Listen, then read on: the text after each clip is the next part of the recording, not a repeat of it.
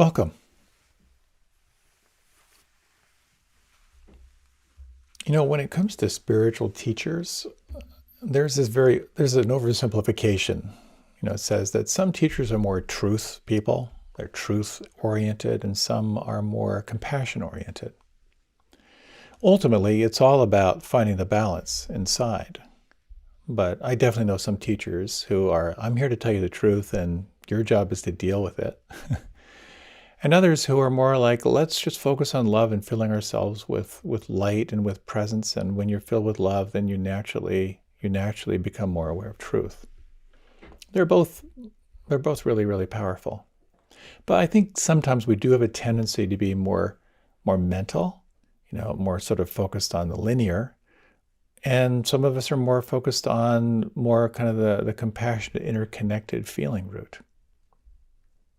I'd like to tell you a story of someone who found that balance for himself. It's a pretty cool story. I have shared this before, but I think it's been a couple of years.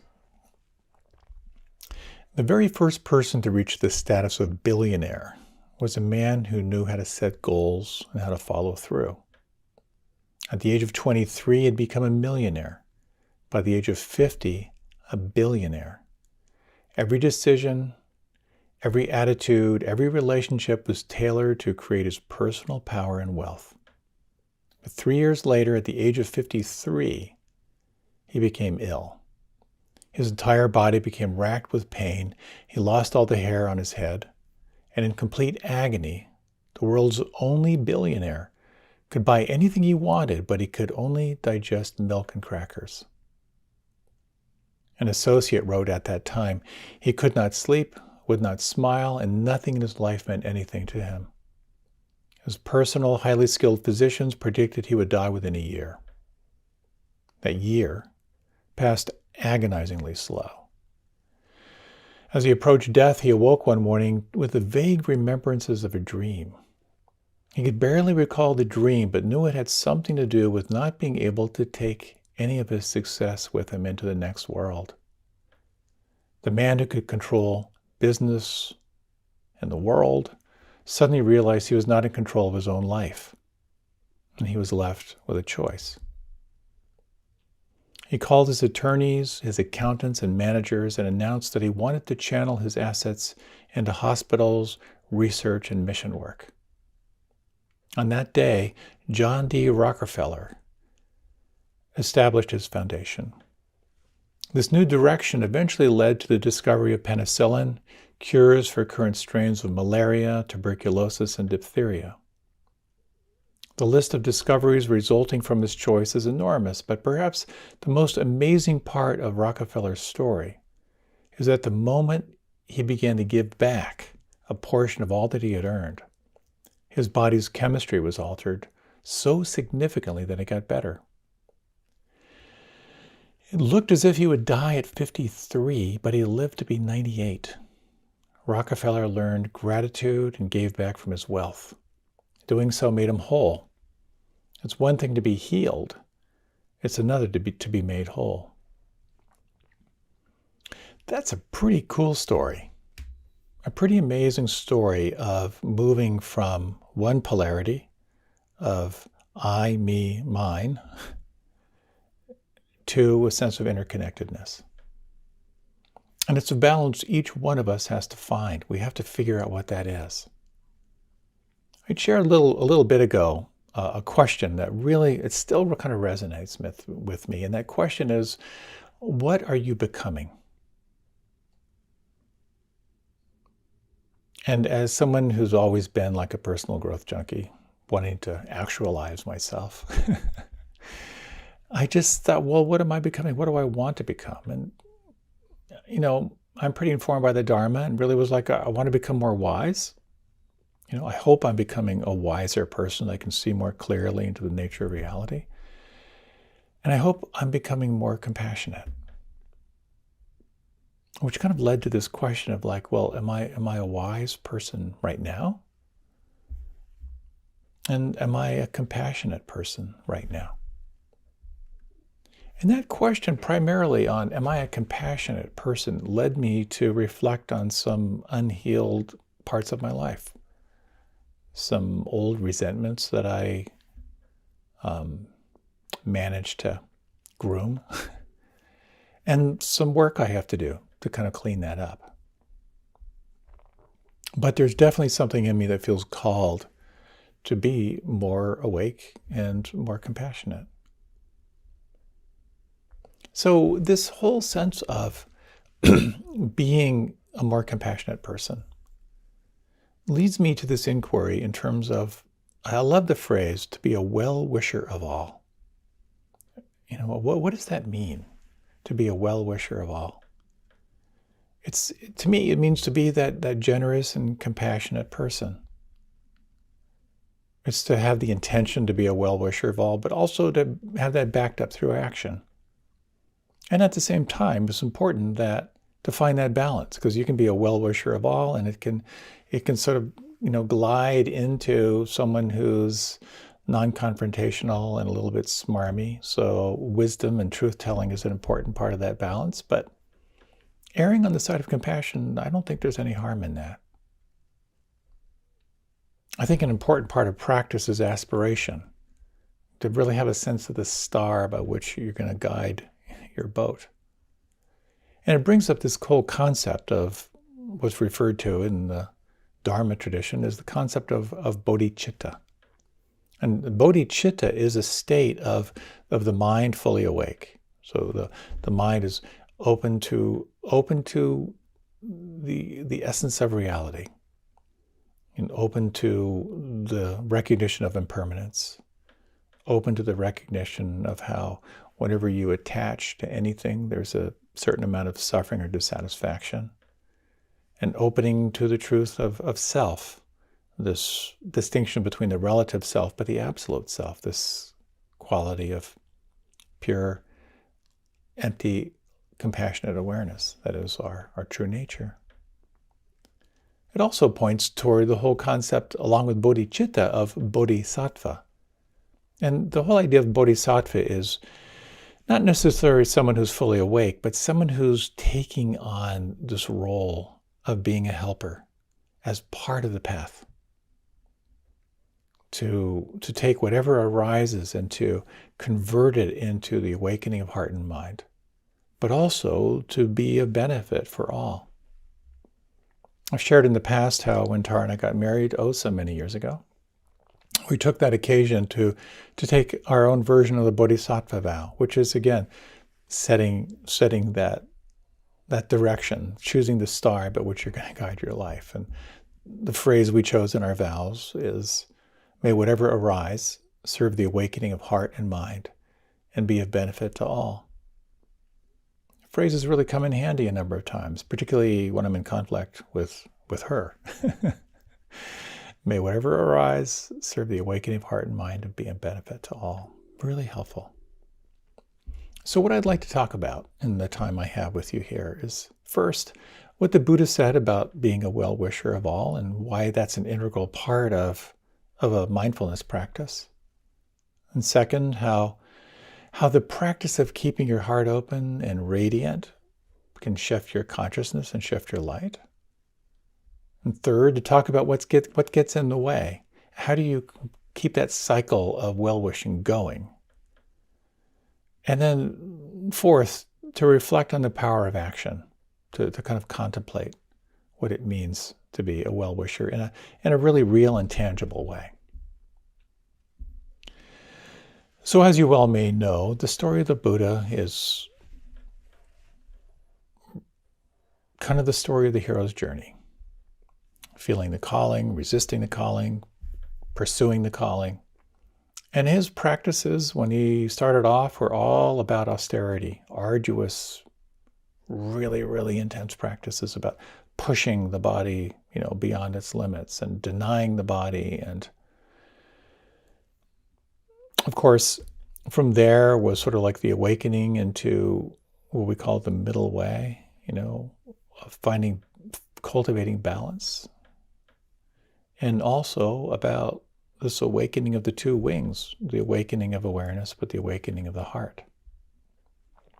Among the very, very first trainings he gave after his awakening was on the topic of generosity, on the topic of well-wishing. So if you take a moment now just to think about a time when you were generous, well, when you gave something to someone and you felt good about it, if you can take a moment to kind of think about that, and you stream attention toward that, what did it feel like to be generous, to be kind, to express that?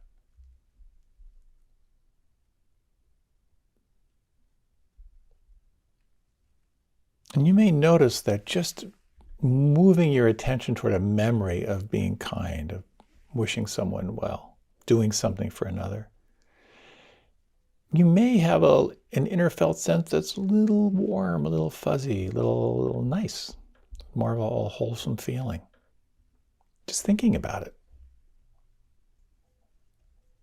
So why was being kind and being generous so critical in the Buddha's teachings? Why did he talk about that like right away? He didn't say be focused. He didn't say stabilize your attention in the here and now. He didn't say study. He didn't say work hard. I mean, he did say those things, but primarily he led with generosity.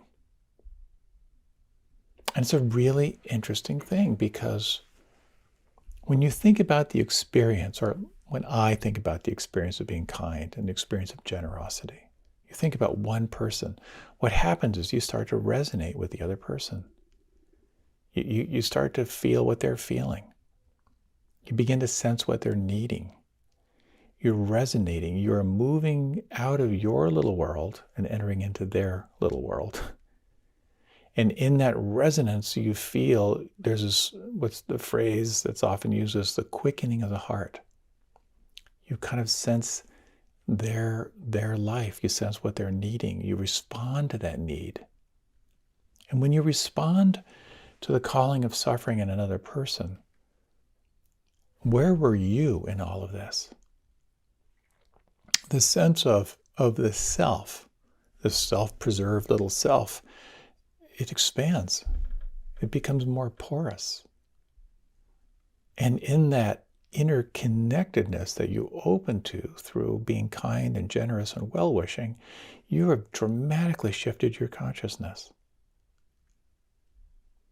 As the Buddha said, nothing whatsoever is to be clung to as I or mine.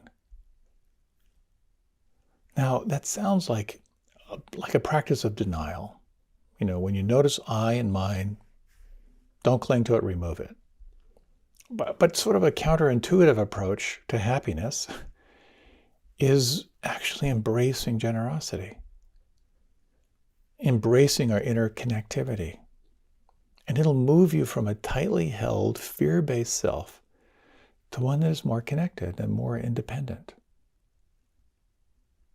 What you hold on to binds you. When you hold on to I and mine, you are bound by that. And what you can let go sets you free. So in essence, that's it. Let go of self-centeredness. Connect with something larger than you. And something happens. Many studies have been done on depression.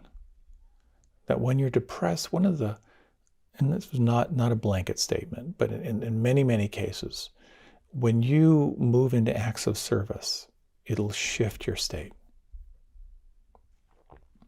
Generosity is something you can take on as a practice, and it becomes an amazing mirror to your own selfishness. I remember there was a movie I saw where a father was wanting to punish his son for doing something really, really stupid, and he kind of denied him something he really, really wanted, and the son started crying really intensely. And the father said, well, I wanted you to be miserable, but not that miserable. You know, we feel each other's suffering and each other's pain so much. So being generous in a world of such selfishness is not a small thing to take on. And part of it is around kind of like actively embracing this transformative practice of being kind and generous in a world that is not so kind and not so generous. You know what it's like when you feel wronged? When you feel like someone's taken advantage of you or someone lied to you? It's so important to see it clearly.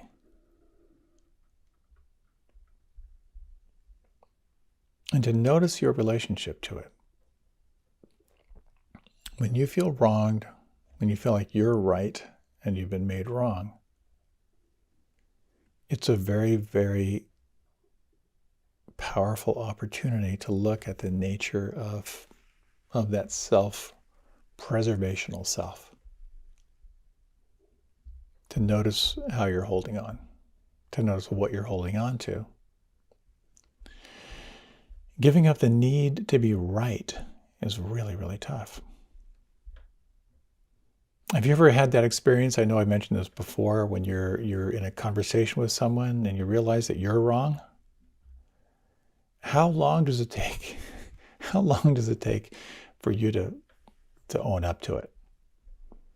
Some people just dig in deeper, because to be wrong, to be perceived wrong, that's just not going to happen. And some have more of a capacity to say, like, wow, you know what? I see your point, and I think I was mistaken. But boy, that becomes a very, very powerful mirror. In the Dhammapada, there's this great phrase that says, if by giving up a lesser happiness, one could experience greater happiness, a wise person would renounce the lesser to behold the greater. So I've tried to do this in my practice. When I realize that I'm in a conversation and I'm wrong, how quickly can I say, wow, I really get it. I really get it. I was a little bit deluded there.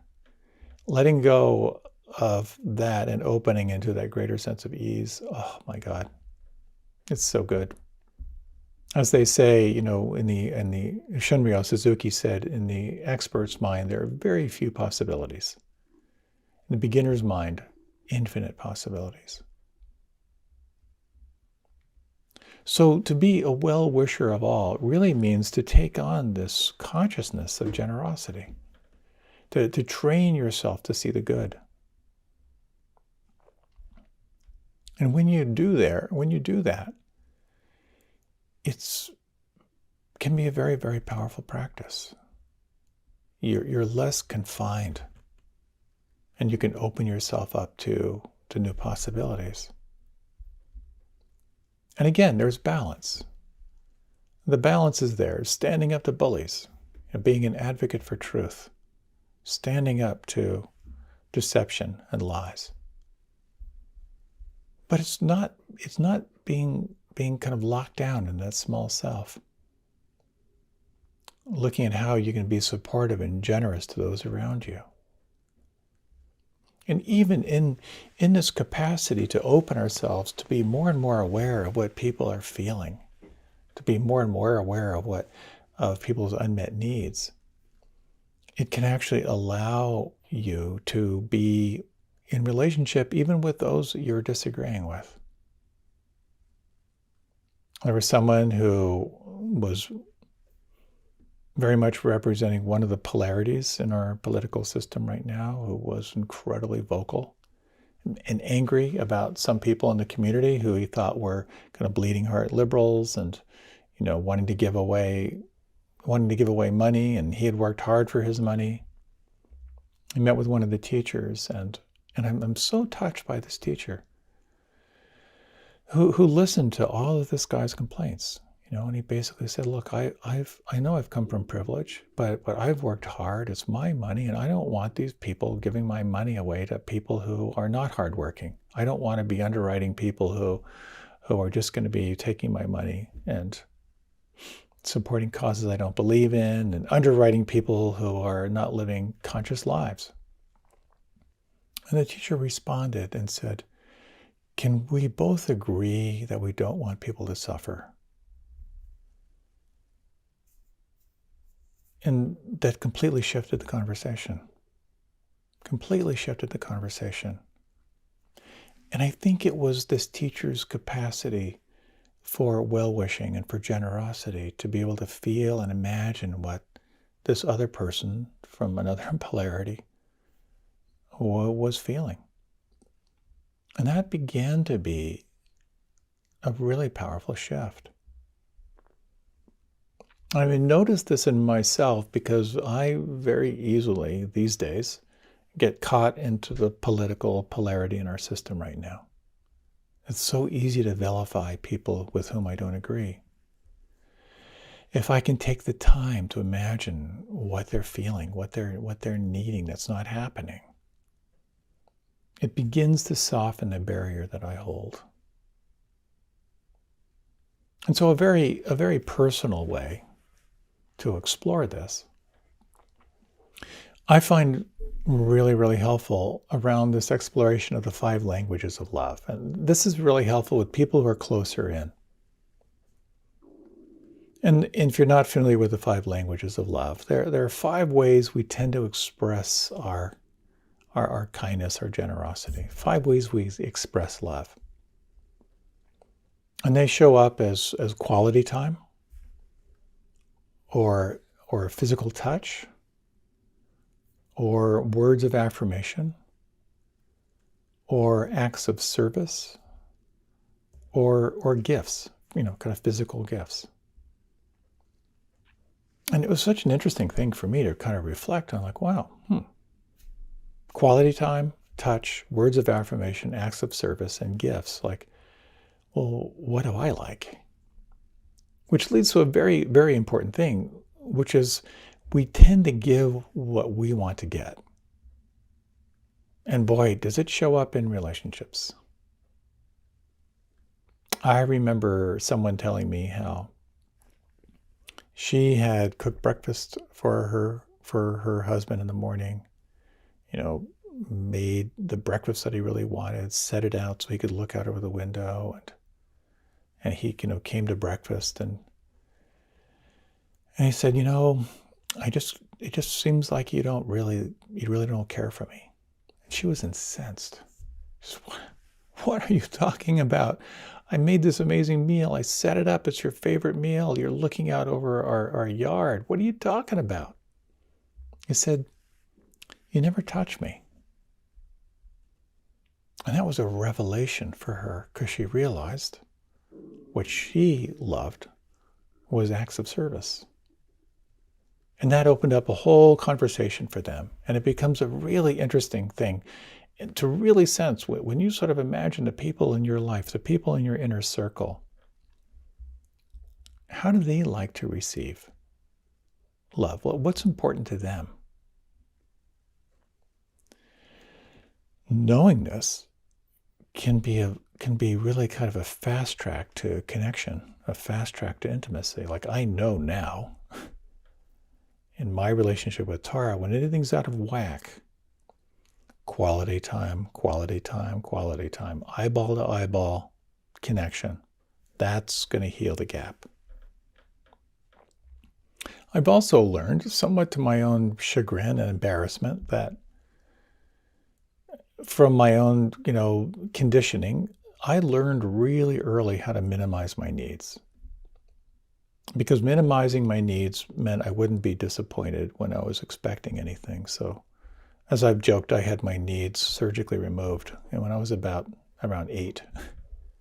So for me, acts of service, when someone actually anticipates what I need and does something for me, blows my circuits.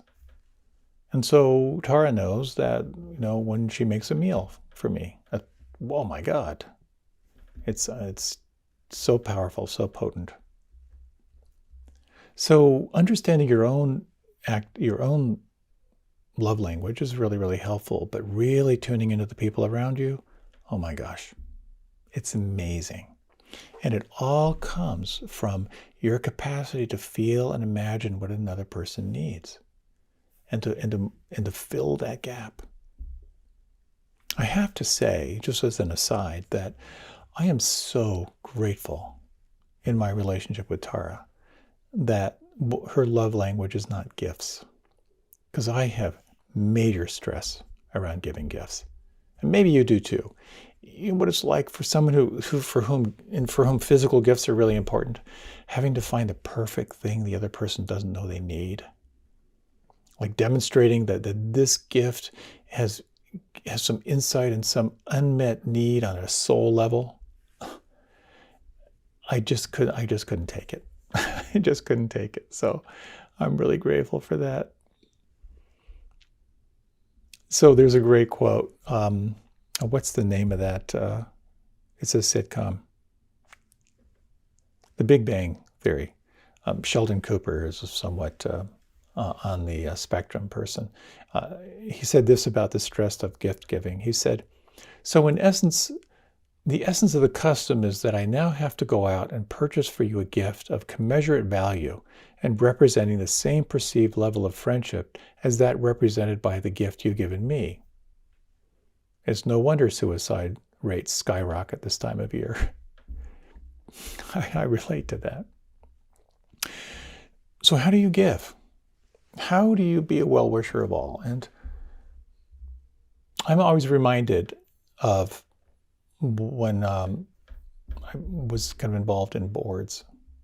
Boards of directors always talk about the 3 W's: wealth, wisdom, or work.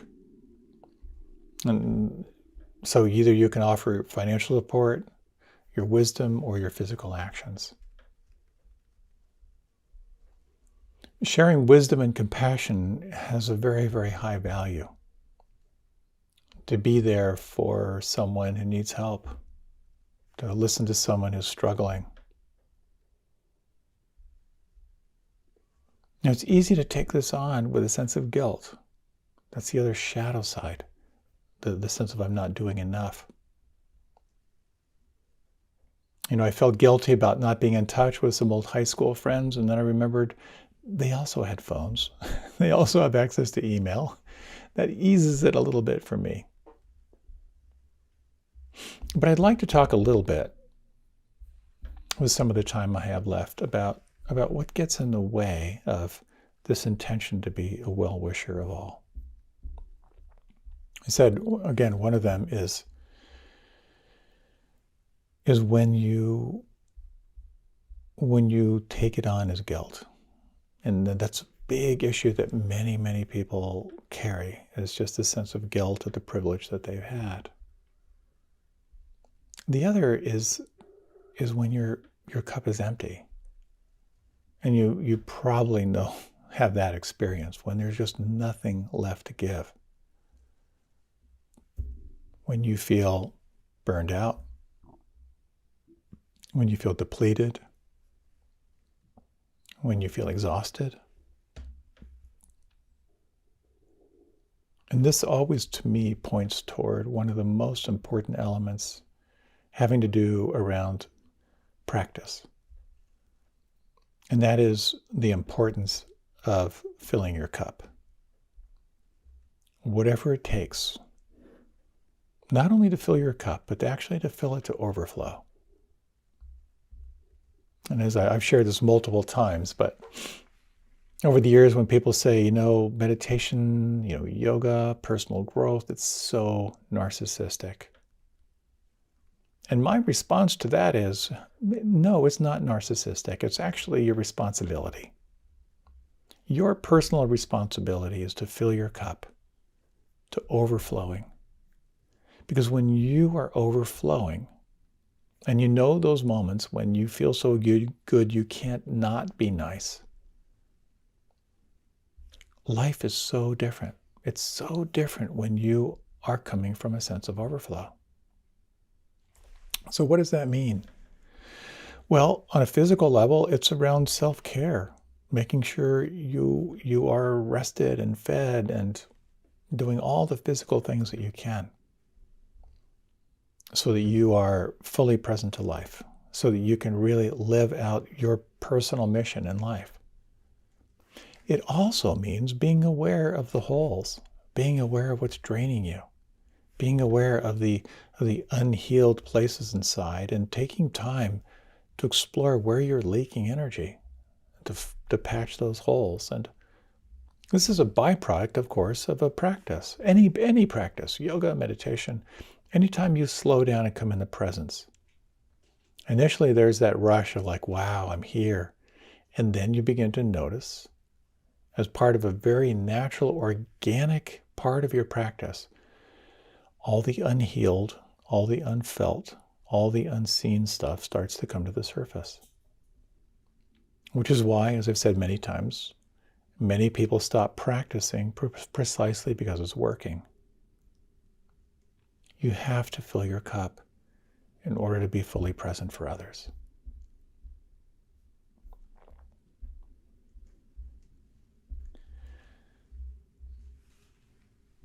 There are some small ways that you can bring your attention to the relational field that you're living in. Because unless your cup is full or pretty full, you will be caught in self-preservation. It'll be about just managing your energy so you can get through the day. And I understand that. I've been there. And it's a very, very important thing to acknowledge when you can't be a well-wisher. You have to tend to what's there. But in the relational field, kind of along with those lines of being aware of the love languages, reminds me of this little cliche from Dale Carnegie, who talked about how everyone's listening to the same radio station, WIFM. What's in it for me? Is that whenever you are in the relational field, say in a meeting, that everyone on some level is there with that radio station playing, what's in it for me? And part of what's in it for me, when you're in that position of being aware of it, is sensing how everyone in that meeting is driven by a need. And when you can ask yourself, what does this person need right now? What is this person feeling? What are they needing right now? Again, there's a sort of a shift in consciousness. You're moving from letting go of I and mine in your own self-preservational space into this more of a relational field. And sometimes, not all the time, when you can sense what a person needs, you might find yourself responding through that lens of bodhicitta, through that lens of wisdom and compassion, where you can speak to that person on some level as to what they're needing or acknowledging what they're feeling. And it becomes a very, very powerful way of kind of opening into that sense of like the servant leader, that you're sensing the unmet need of who you're with, and because you're responding to that with generosity and in that space of leadership, it becomes a very powerful place to be. Just sensing the unmet need in others and being able to respond. Tara, my wife, is masterful in Q&A. When people bring questions, and she offers a number of satsangs and so forth. And she has this very cool thing that she does. I don't think she does it all the time, but occasionally she does it. When someone's asking a question to her, she will be asking herself, what is the question behind this question? And I think that's so powerful. Because again, it's that sense of like taking someone in, sensing who they are, and just sensing what is the unmet need? How can I be present for this person? It's in many ways it's about quickening yourself to see the suffering in others. As someone said, anyone you're in conflict with, just take a few moments to imagine them when they were 13. That's like 7th grade. And I'm pretty convinced that pretty much the worst year of anyone's life is 7th grade. It's that in-between time when you're just lost, you're looking for identity. It's also really helpful with parents. Imagine your parents when they were 13. That vulnerable, awkward stage. And it's hard for your heart not to respond in some way.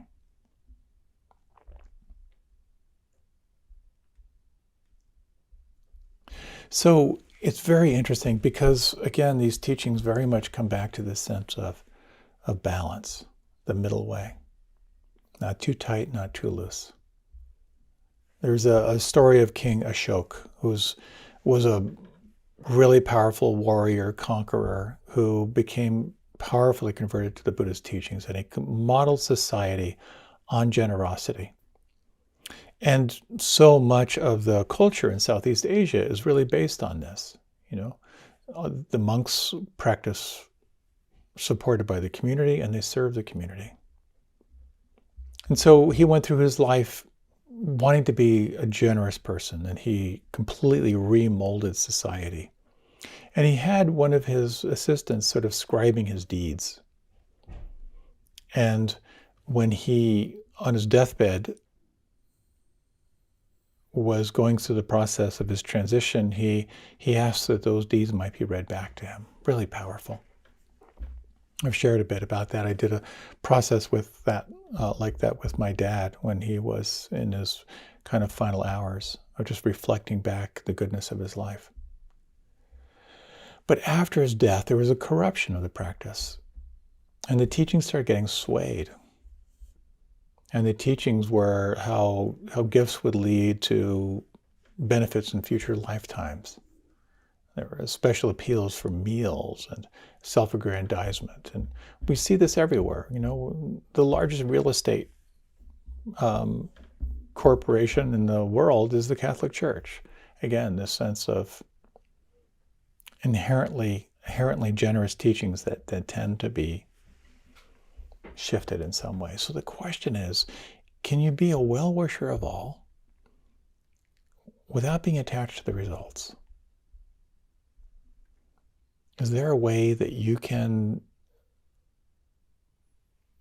be this light of compassion and well-wishing and release any expectation of what the result might be? And that becomes taking that practice to the next level.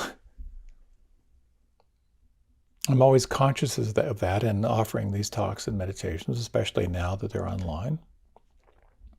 There's something in me that doesn't want to mention anything about it. And at the same time, there's something that in me that really likes the security of having some support, not just to help to pay for the production of these, but the security of knowing I can pay my bills is really, really nice.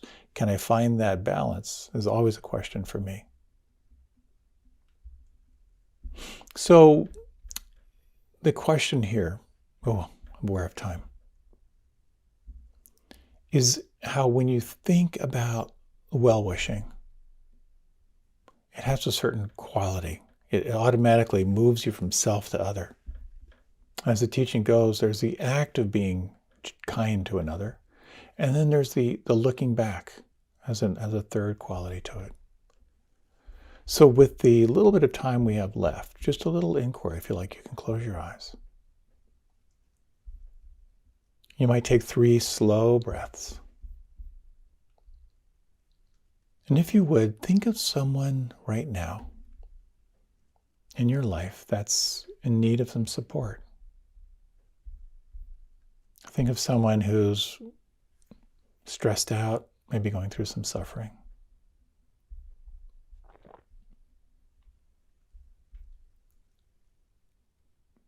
Is there a sense of what they're feeling right now? If you could do a little role reverse, what are they feeling?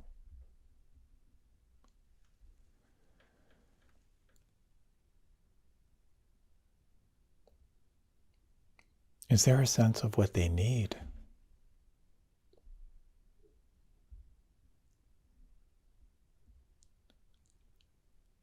And now exploring this question, what might you offer as an act that would support them? If you were to do that, letting go of any expectations, what would that be like? What would that feel like inside?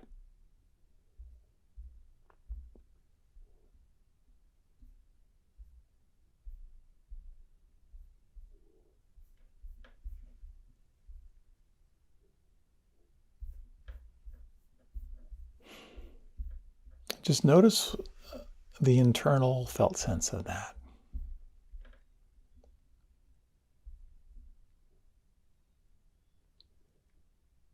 If you like, you can deepen your breath. If you like, you can open your eyes. The contemplation of kindness is a very wholesome feeling. And it has something to do with this falling away of the separate self. So I'd like to close with a little story that you may have heard. It's kind of a classic. Once there were two brothers who inherited their father's land. The brothers divided the land in half, and each one farmed his own section. Over time, the older brother married and had 6 children, while the younger brother never married. One night, the younger brother lay awake. It's not fair that each of us has half the land. My brother has 6 children to feed, and I don't have any. He should have more grain than I do. So that night, the younger brother went to his silo, gathered a larger bundle of wheat, and climbed the hill that separated the 2 farms over to his brother's farm, and leaving the wheat in his brother's silo, the younger brother returned home, feeling pleased. But earlier that very same night, the older brother was also lying awake. It's not fair that each of us have half the land to farm. In my old age, my wife and I will have our grown children to take care of us, not to mention grandchildren. My brother, he'll probably have none. He should have at least more grain from the fields now so he can provide for himself with dignity in his old age. So that night, too, he secretly gathered a large bundle of wheat, climbed the hill, left it in his brother's silo, and returned home feeling pleased. The next morning, the younger brother was surprised to see the amount of grain in his barn unchanged. I must not have taken as much wheat as I thought. Tonight I'll be sure to take more. That very same moment, his older brother was also standing in his barn, musing about pretty much the same thoughts. And after night fell, each brother gathered a greater amount of wheat from his barn, and in the dark secretly delivered it to the brother's barn. The next morning, the brothers were again puzzled and perplexed. How can I be so mistaken? There's the same amount of grain here as there was before. Tonight, I'll make no mistake.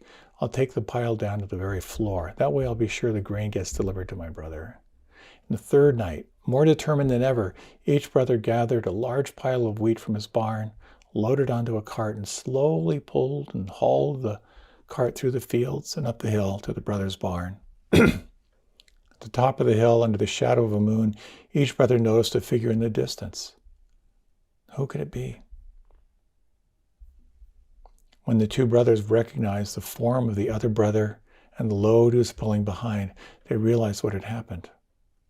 Without a word, they dropped the ropes to their carts and embraced.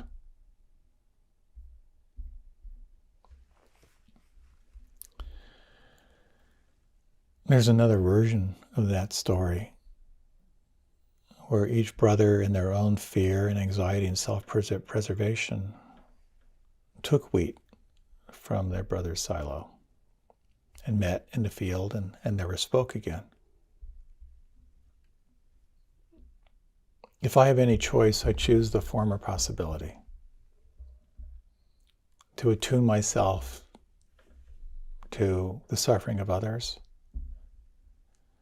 and to take this position of being the well-wisher as best I can, knowing it will be imperfect, but knowing that this is the path that I'm choosing, one that will help to shift me from a sense of I and mine, and more into a sense of interconnectivity. And I think that's what's possible in this practice. And so the question becomes, is it possible to fill your cup to overflowing? To sensitize yourself to the love languages of others, and to be the one who steps forward in that way. Thank you so much for your time and for your attention. I really enjoy sharing these practices, and I hope they are of benefit. And Many, many blessings. Thank you so much.